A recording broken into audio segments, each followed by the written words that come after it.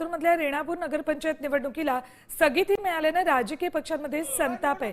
शरद पवारांचा राष्ट्रवादी काँग्रेस आणि काँग्रेससह इतर पक्षांनी रेणापूर बंदची हाक दिली। बंदला प्रतिसाद देत सकाळपासूनच बाजारात कडकडीत बंद पाळलाय। निवडणूक आयोग कुणाच्या सल्ल्याने चालतं असा सवाल उमेदवारांनी केलाय। याचा आढावा घेतला आमचे प्रतिनिधी संदीप भोसले यांनी।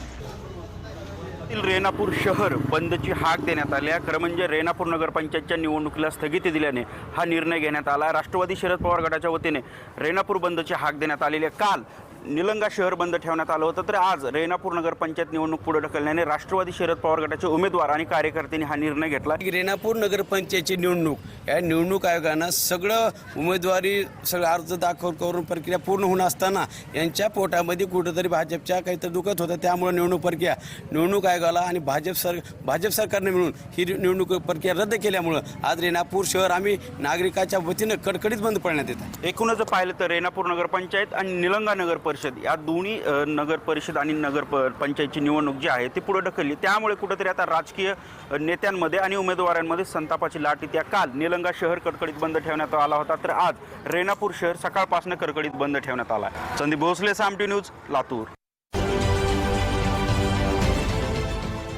देश विदेशातील प्रत्येक घडामोडींचे लाईव्ह अपडेट मिळवण्यासाठी आता साम टीव्हीच्या सर्व सोशल मीडिया प्लॅटफॉर्मला लाईक, फॉलो आणि सबस्क्राईब करा।